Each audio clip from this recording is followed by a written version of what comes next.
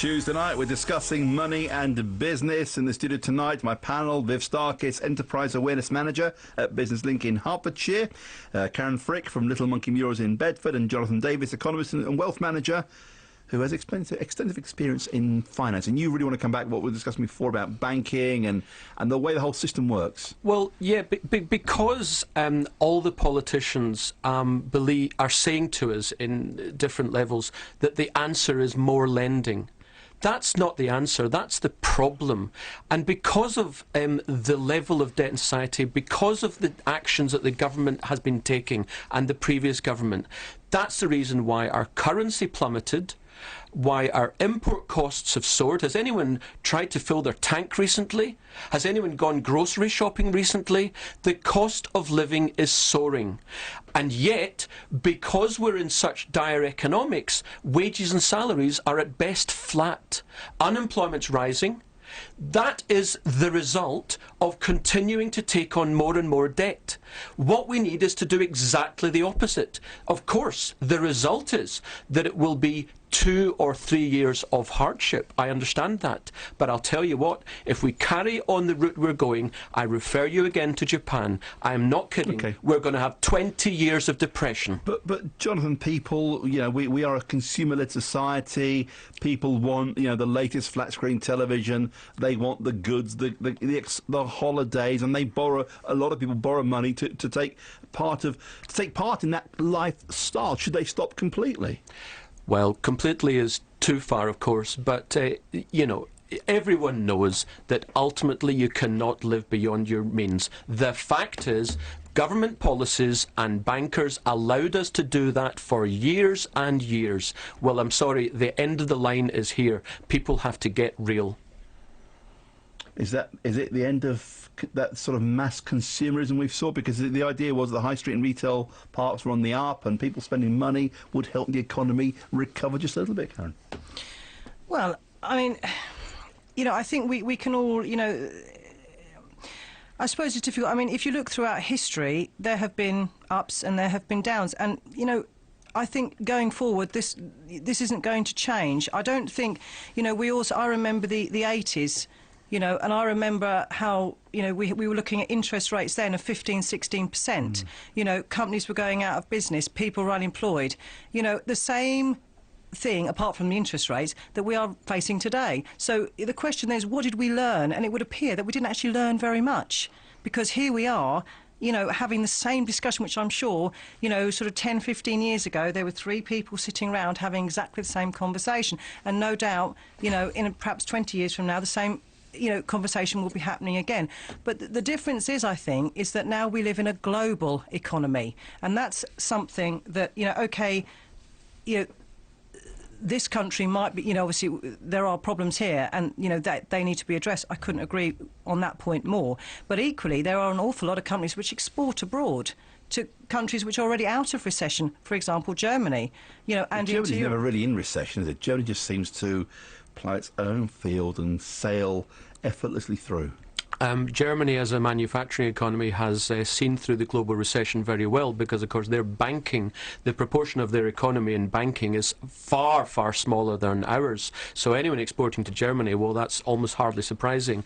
But across the EU, generally, the EU is toast. Look at Ireland, look at Portugal, look at Greece, look at Spain, Italy. Belgium is going now for nearly a whole year without a government. That's how drastic politics and economics are in the EU, which is 60% of our exports. Okay. Let's talk about something I know everyone loves to discuss, because taxes on petrol and diesel are going up as oil prices rise to record levels. The motoring journalist Quentin Wilson met with MPs today. He says unless the government introduces a fuel duty stabiliser, prices will get out of hand. He says the economic circumstances around the world have combined to create a perfect storm of high prices, but unless something is done soon, there will be a deterioration of the economy again. The bigger picture here is that we will destabilise the economic recovery, we'll cause inflation, we'll cause interest rates to go up. And the problem here is that the guys in Westminster, they don't kind of fill their cars up. They don't stand like you and I do in front of a petrol pump and see the numbers on it inflating like a third world currency. And this really is going to damage the broader economy, damage the haulage industry. People won't be able to get to school, jobs, etc., etc. Quentin Wilson, the motoring journalist. Peter Carroll is a haulier and founder of Fair Fuel UK, the group that's spearheading the campaign. He says continental drivers are reaping the benefits. Some hauliers, particularly in the south of the country, have a particularly wicked consequence of these high fuel duty rates, and that is that continental hauliers fill up in Luxembourg or Germany with massive tanks, 1,500 litres, and they come into Britain with that cheap fuel, all bought abroad. They work all week, undercut all the rates of UK hauliers, and then go home on a Friday. They pay no road tax here, no fuel duty tax here, no employment taxes here, and destroy British jobs in British transport companies. Surely that's the economics of the madhouse. Paul Elkins, Professor of Energy at University College London, says cutting duty isn't just an option for the moment. Petrol prices, world oil prices, have been on an upward trend for about 10 years. And just to put this in some kind of perspective, we would need to cut fuel duty by about 11 pence per litre in order to take petrol prices back where they were in December 2009. That would cost the Treasury about £6 billion. Awful lot of money. I think the attitude for most people, most motorists at the moment, is when you've put your petrol or diesel in the car, you don't look at the thing. You just fill it up and hand over your credit card or debit card and try not to think about the cost. Karen, you have regular deliveries, of course. Yes. What has been the impact on your business of the fuel costs? Higher prices. You know, it's as simple as that. Because obviously, you know, we being an internet company, we have to deliver, and obviously being in retail we have to take in deliveries, and unfortunately, you know, our courier companies and the courier companies that deliver to us have had to pass prices on. So that means that to us the goods are more expensive for us to buy, and in so doing more expensive for us to sell. See, in some businesses you can get away with it. I mean, of course, supermarket shopping, you alluded to this earlier, Jonathan, you know, we all know it's costing us a bit more, but we have to eat, we have to drink, so we'll just carry on spending. And because globally governments have inflationary policies, they're decimating currencies, commodities on the global level, as the professor quite rightly says, are going through the roof, whether it's oil or food or copper or iron.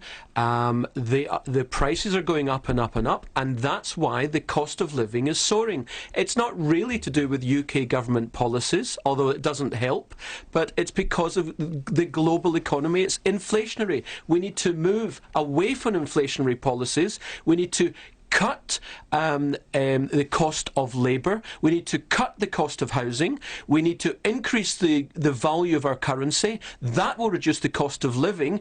And if salaries are cut and the cost of living is cut, our standard of living stays as it is, and that's the way to get the economy going again. That's a long-termist approach.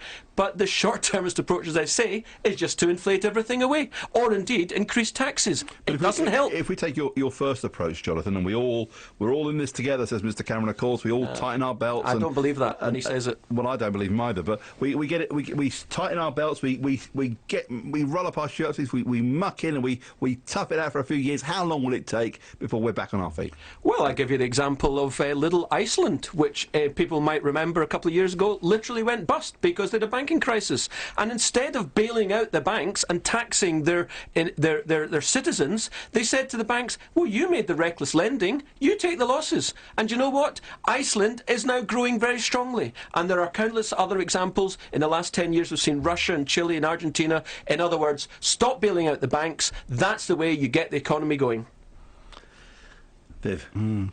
Well, there's a saying in the haulage industry, if you bought it, a lorry brought it. And I think the haulage industry, if taxes go up any further, they are going to be in serious trouble. But they've been hit so hard already over so many years. And it impacts upon their food prices in the supermarkets and such like, because that's going to be passed on to us. So, you know, it really is serious. But that's the real economy of our society, of course.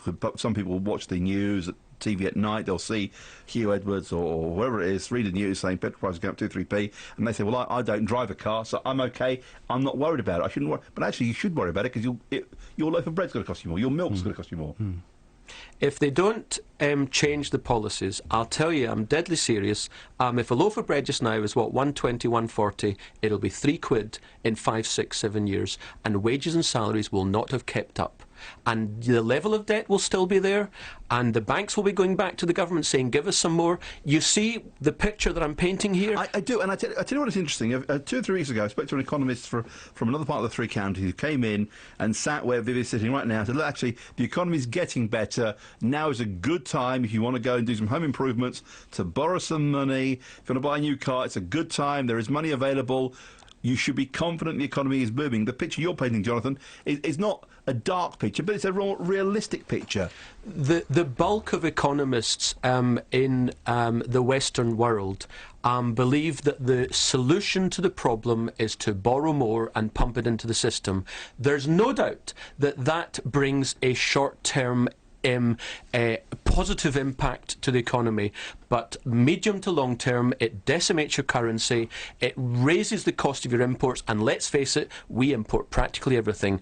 And I'm sorry, for the third time I'm going to repeat, those people who are saying that should look at Japan, which has been doing exactly that for 22 years. They've been 22 years in depression and counting, and we're doing exactly the same as them. Can I ask you, because you're painting a very sincere picture, I hope. But your customers, the customers you deal with, your clients, what's their reality?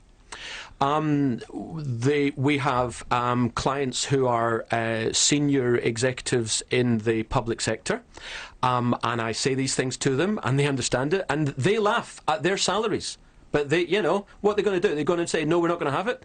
I have clients who are retirees who have accumulated their wealth, and they're desperate to keep hold of it. The fact is, if they follow the stock market over the long term, they'll not make any money.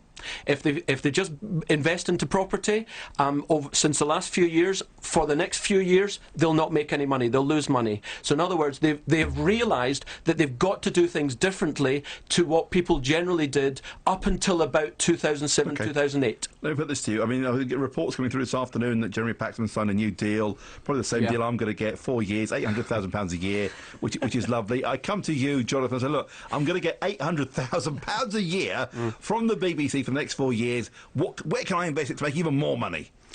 Well, you should certainly be using all your tax-efficient savings vehicles, such as pensions and capital trusts and ISAs. Those who look purely at the stock market need to take into account that the market's up 90% in the last 2 years. The economy is dire. Inflation's rising. Is this really the time to get involved in the stock market? I think people should be focused on capital preservation until the stock market bottoms out, and then there'll be lots of investment opportunities. I've got 1 or 2 ideas you can invest in. I'm just wondering, maybe I don't want to earn £800,000 a year, 50p tax rate. Maybe I'd rather just stuff it in the mattress. You wouldn't know what to do with the money, Roberto, would you? Do you know what? I actually would. That's the problem.